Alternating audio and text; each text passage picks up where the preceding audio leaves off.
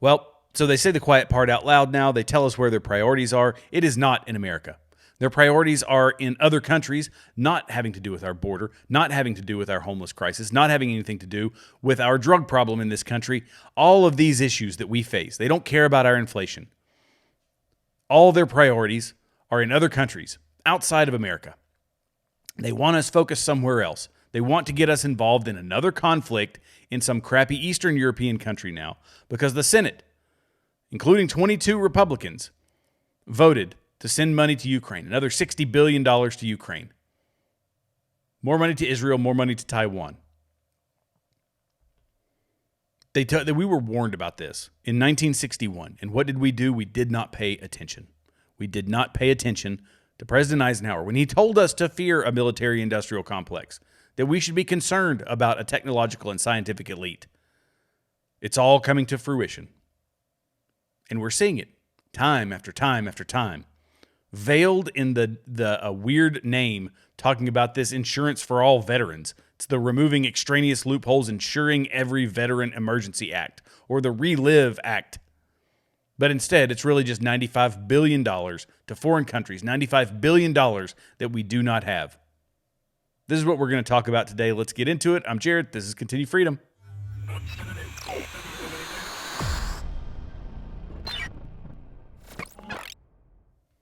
And welcome back to Continue Freedom. If this is your first time here, welcome. Be sure to like, subscribe, leave comments below. We're on X, Locals, Rumble, and YouTube. You can also go to continuefreedom.com, sign up for my mailing list. But be sure, X, YouTube, Rumble, hit that like button, hit that subscribe button, and leave some comments. $95 billion was passed in the Senate. The House, Mike Johnson says that he plans to block it in the House. Do I have faith and confidence in Mike Johnson? No, I do not. I do not have faith and confidence in Mike Johnson. Mike Johnson has been an utter disappointment, but I'll give him maybe this is one place where he can succeed. And he is saying, and he along with other Republicans, that the sticking point for them was giving money to support the southern border, to help secure the southern border. That's what they cared most about. And that, okay, well, maybe we'll get some of this money going into Ukraine and Israel and other places, because believe you me, there are plenty of Republicans who believe that we should be sending boatloads of money over to Ukraine, but they know that their constituents care most about the southern border. That's what their constituents actually care about, so they're using that as a selling point. These people, these 22 Republicans, so these are the ones that voted for this $95 billion Ukraine bill. It's really $60 billion going to Ukraine, and the rest is split between Israel and Taiwan.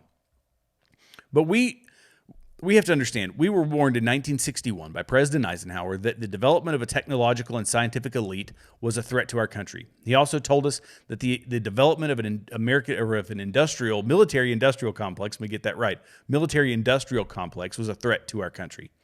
And he saw this after World War II. We had this conglomeration of massive companies who were getting boatloads of cash. They were getting flush with American cash to build tanks and planes and guns and bullets and all of these things that we needed for the war effort. People coming together to make food and to basically it was almost like a total war at that time, although not really total war. The von Clausewitz concept of total war, where you mobilize the entire country around the war effort.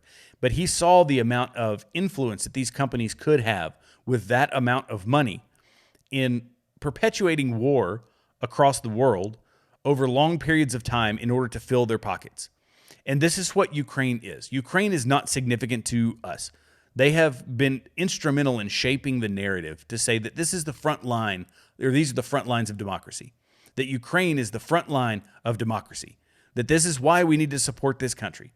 Meanwhile, they have a little dictator running that country who is jailing journalists, killing journalists. He's canceling elections. He's doing everything that you could think of that is anti-democratic, and yet they still continue with that narrative that he is some superhero. They put him on the cover of Vogue magazine. They run this elaborate narrative that Ukraine is some bastion of freedom in Eastern Europe, when it is not. It is a corrupt country filled with oligarchs and people that are pulling the strings behind the scenes, that Zelensky is nothing more than the sales pitch, right? This is why he shows up in cargo pants and a sweatshirt like he's in a war zone, showing zero respect for the United States when he shows up to the White House. He's just dressed like a little thug, like he's coming straight from the front lines. Meanwhile, he's enriching himself. The oligarchs are enriching themselves. The upper classes are enriching themselves. And we, the American people, are the ones paying for it. We are paying for the pensions for their government employees. We are paying for EMS workers and firefighters and all of these people. This is what our money is doing. We are propping up this corrupt little country who is fighting another corrupt country, i.e. Russia. And you can argue all you want about whether or not Tucker should or should not have done that interview with Putin. But at the end of the day, it was an opportunity for us to hear from the guy and siphon through his BS versus what's true and this, that, and the other. But it gives us a perspective on that situation. Nonetheless, he's a corrupt guy who's been in power for 24 years. Let's call it what it is. He is a corrupt. You could call him a dictator. Some people call him a war criminal. I had a conversation with a guy recently. He was from Belarus, and he said, no, he's a war criminal. Tucker never should have interviewed the guy. That's not Tucker's job to determine one way or another whether the guy is evil or not. His job is to have a conversation with the person, let the whole world see, and let us, the informed population, make our own decisions. But nonetheless, I digress. This is what the military-industrial complex has done. They have convinced us that Russia is some massive military superpower. The only thing that gives them power are their nuclear weapons. They have a shoddy military with subpar equipment. They've built a few nice jets. Their Su-22. They have a very capable fourth-generation fighter or fifth-generation. I don't know which generation they're in. A very capable fighter, but by and large, their military is underfunded, under-equipped. And they're losing a lot of people, but so is Ukraine. Hundreds of thousands of people have died in this conflict, and who stands to benefit? Lockheed, Boeing, General Dynamics, Raytheon, all these monstrous companies who we are paying. I was looking up, I'm doing some research on lobbyists because I think lobbyists are one of the most corrosive class. It's probably the most corrosive class of people inside of our country. And so I've been researching these companies, finding out who's pulling the strings behind the scenes. And as you do that, you have to look at how much money are these people getting? What is a lobbyist worth to a company like General Dynamics or Lockheed Martin or Boeing? Well, $48.5 billion is what Lockheed got. Boeing gets $28 billion. General Dynamics $20 billion. Raytheon $16 billion. Northrop Grumman $16 billion.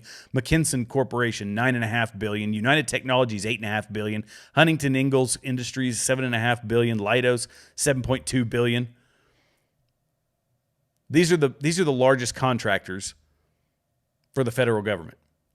And we are pumping billions and billions and billions and billions of dollars into these companies. Tens of billions of dollars. Making them rich and us poor. And now we just hand over $100 billion to this foreign country. And then Lindsey Graham will tell us, no, see, this is what happens. The money is going to actually go into the war effort, but it's going to come back through these military contractors, through the military-industrial complex, and it's going to bolster our economy. This is an old, archaic way of thinking. We are not in World War II. We are only enriching a few companies, and a few regions will get money off of that. But we as the American people, all we see is another expenditure that is sacrificing the value of our hard-earned dollars, the money, what little money we've been able to save as middle-class Americans. It is going away every time that they print $95 billion to give to other countries. So if we want to be involved in foreign conflict, if we want to be involved in extending our influence, we can do so long as we are operating at a surplus and it doesn't cost us any more money. And not that we should, and I don't think we should. I'm saying that if lawmakers want to make that argument, the argument they are making now is that whether we spend $500 billion or $1.5 trillion over our tax revenue, over how much they're bringing in, it doesn't really matter because we can just buy into this whole modern monetary theory garbage that says we can print as much money as we need to pay off our debt so we can never go broke. Meanwhile, we as the Americans suffer. And they are diverting our attention. They're diverting our attention into another country, into Eastern Europe, of all places, into a corrupt little country that means nothing to us, literally nothing to us, so that we aren't paying attention to what's going on at the southern border. They think that's what's happening. We see the southern border. We are seeing these people in middle America. We are seeing small towns of 15,000 people have 1,000 illegal immigrants in them.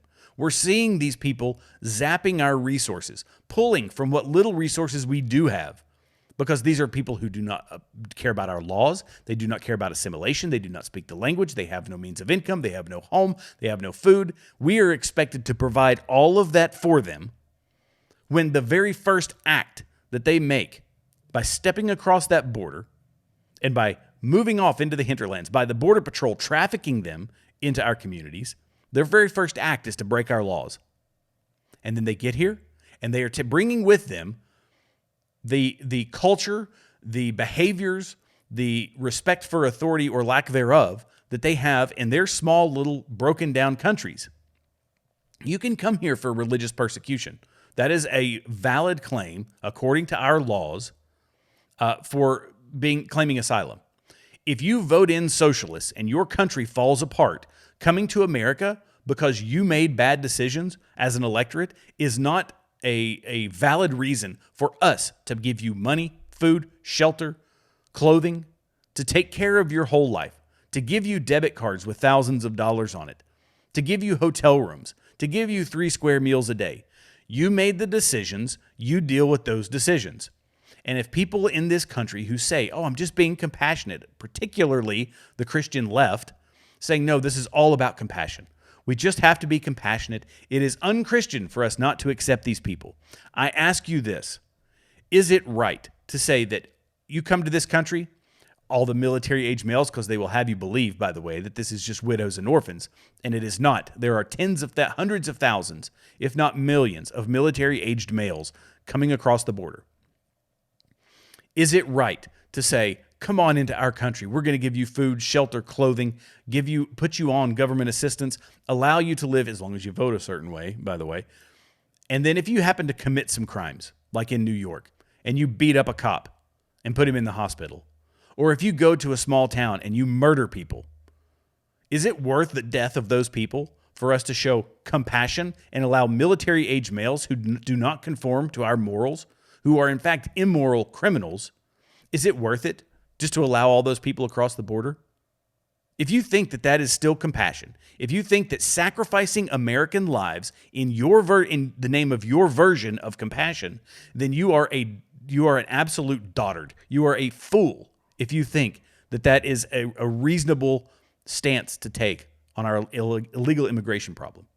And the reason I bring all that up is because the Republicans say that the money to Ukraine, Israel, Taiwan, all that stuff should be tied around more money for border security.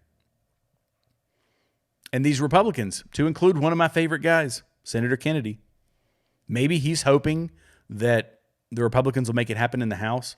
Maybe he's hoping that there could be more money for the border in the future. Or maybe he's just voting along the same partisan lines that cause us to hate people like that. I like the guy. I think he's a good person. I think this was a stupid mistake for him to make. For somebody who comes out as a rah-rah Trump supporter, for somebody who is held up by even people like myself as a common sense guy, to vote for this garbage is shameful. And it makes me disappointed. And it's not just the money for Ukraine and the money for Israel and all of that. There also, Senator Lee was ripping the $238 million provision that would deploy U.S. troops to Europe. $238 million to deploy U.S. troops. Now, it's expensive to deploy U.S. troops. I don't exactly know. I would have to sit down and do the math, which I have not done. But I would have to do the calculations to figure out about how many troops that would be. But at the end of the day, this is about starting another war, getting us involved in another war. To maintain power, they need to have some drastic measure, some drastic circumstance that causes Joe Biden for them to pitch him as, some great leader that needs to stay in office. We know that wartime presidents have a better chance of staying in office than those that are serving during peacetime. So they need to start something.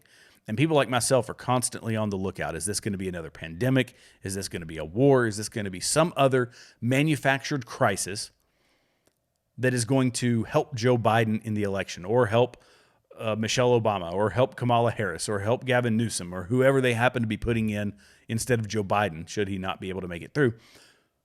But there has to be some other crisis. $238 million to move soldiers closer to Ukraine.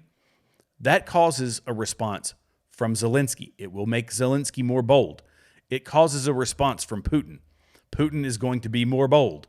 Putin is going to be more aggressive. So this removes the opportunity for any type of peace talks. Well, what makes us think that they would, we know that they want to build this conflict up into something greater. And we know now that they want to ensure, absolutely ensure, that there is no opportunity for peace. Because as J.D. Vance, he highlighted here recently, this is a memo that he sent out to all other congressmen and women. He might have sent it out to la-di-da-di everybody, but I found it on X.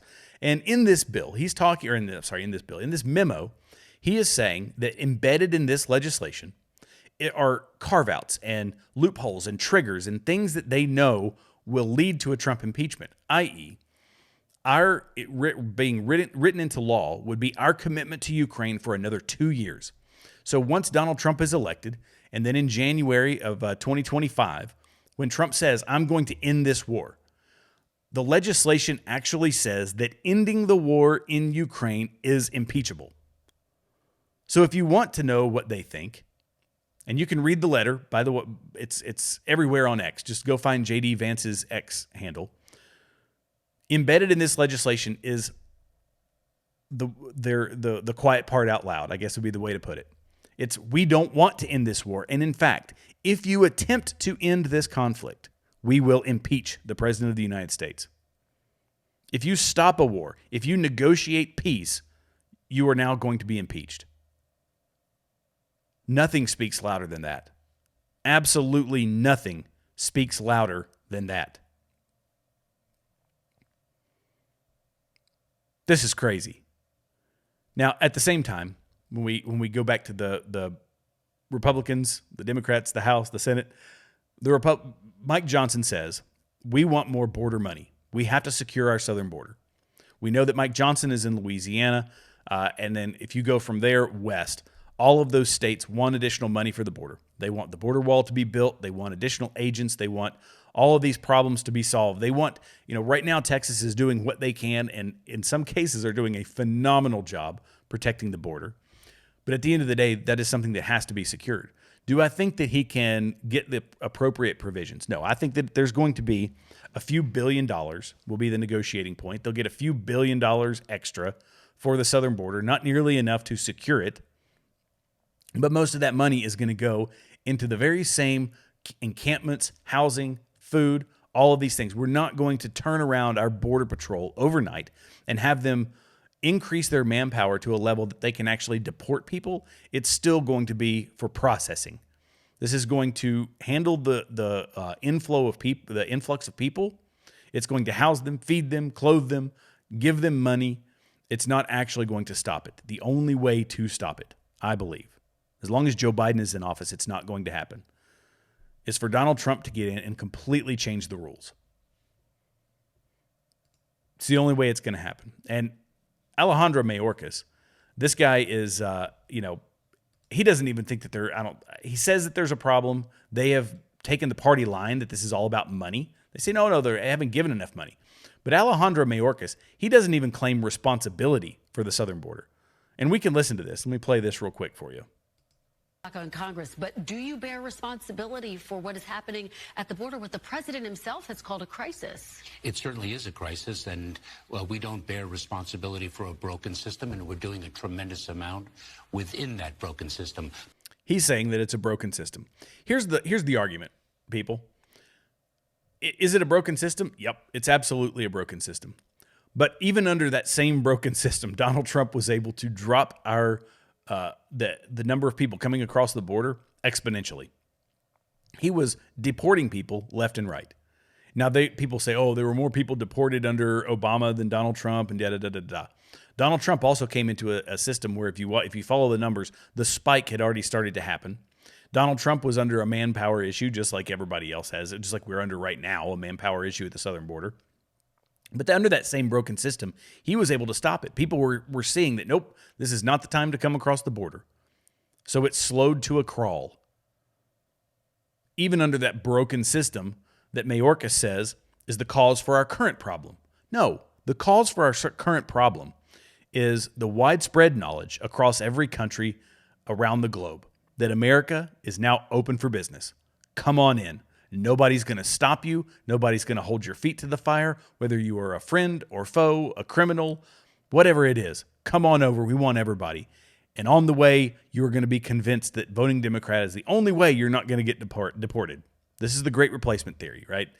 Change the demographics of an entire country through immigration. One of Reagan's big faults that he had was amnesty in California. And Reagan is part of the reason that California went from being a pretty solidly red state to a blue state, a staunchly blue state. So for all his great achievements, amnesty in California was a horrific thing.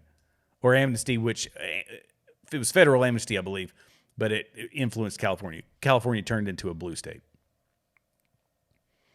But Alejandro Mayorkas says no. This is not my responsibility. Even though I'm responsible for the southern border, this is not my responsibility. Now, what about people who talk about the great replacement theory? Is that just conspiracy theory? Well, yes, a lot of people will say that that's exactly what it is. And what happens if you speak up about the great replacement theory? What happens if you speak up, if you call out the left for exactly what they are doing, which is bringing millions and millions of people into our country? Well, if you are a Michigan state lawmaker, you will be stripped of your committees only for tweeting a map about the great replacement theory and demographic change. If you quote Jack Posobiec, and this is the tweet, he will be removed from all of his committees. And they will say that Representative Shriver has a history of promoting debunked theories and dangerous rhetoric that jeopardize the safety of Michigan residents and contributes to a hostile and uncomfortable environment for others. So this is that speech into violence. This is what we've seen on college campuses across the country. This is what we've seen in public discourse when the leftists are out there waving their little flags and, jiggling around on the streets, is that speech is language, or speech is violence, rather. Speech is violence. Speech is violence.